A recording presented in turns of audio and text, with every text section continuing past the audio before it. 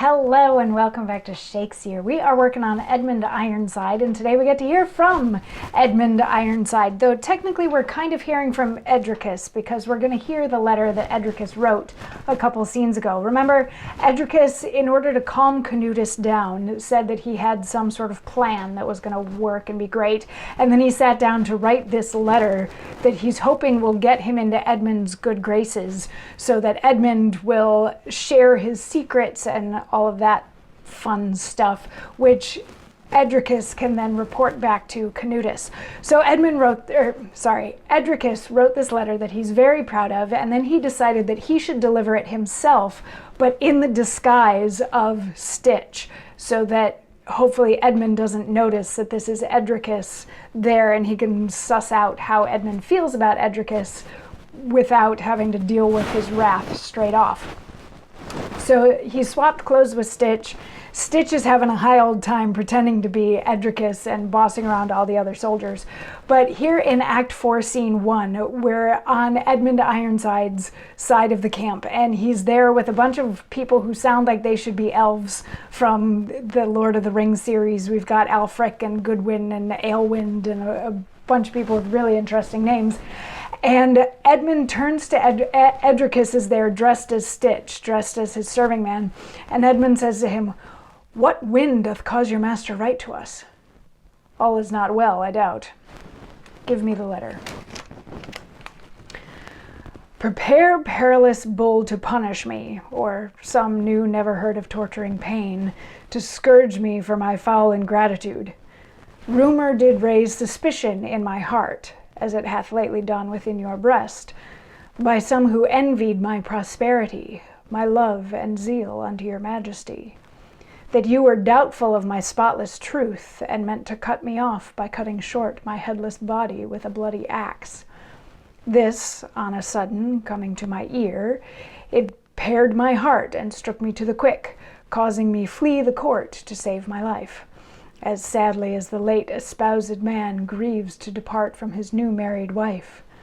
How many sighs I fetched at my depart, how many times I turned to come again, how oft I plained, how often I did weep, were too long to write or you to read.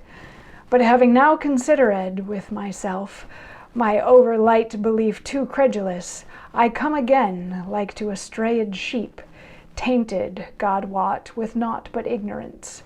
O take me to your mercy, or if not so, kill me yourself. Death is the end of woe. Hear ye, my lords, this humble supplication? Your master has become an orator, but tell him Edmund is not lunatic, so like a woman to be won with words. So most of this monologue is the letter from Edricus that he was so proud of. There's just the little snippet that's Edmund speaking for himself at the beginning. He's like, what is this all about? Why would Edricus be sending me a letter right now? Give me the letter, let me read it.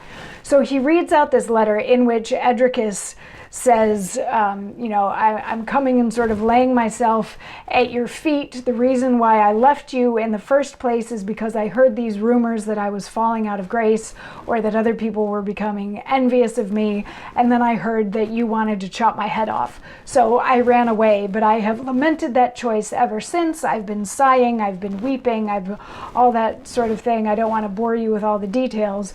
But considering, I sat and I realized the error of my ways, that running away was not the best thing to do in that situation. So I'm coming home like a lost sheep to ask you for forgiveness, or if you can't forgive me, please kill me now. So then Edmund sets the letter down, or looks up from the letter, and he turns to all of his various elves, which is what I'm going to call them. They're not actually elves. Their names just sound like they should be elves. So he turns to all of his elves, and he's like, did you guys hear this letter? And he turns to Edricus, or the serving man, played by Edricus, and he's like, Edricus he writes well now, but tell him that I'm not an idiot, and it's going to take more than words to get back into my good graces. So then Edricus has a little aside where he's like, ooh, I thought he was gonna, I could have sworn he was gonna fall for that. And I wish I was far away from here by now. And Edmund turns back to his elves and he's like, what would you guys say if this was Edricus right here? How would you all take that? And Alfric's like, no, that can't be. And Edmund goes over and rips the fake beard off of Edricus and is like, ha ha, I knew it. And then Edricus is going to respond with a monologue, which we will hear tomorrow. So I'll see you then for that. Mwah.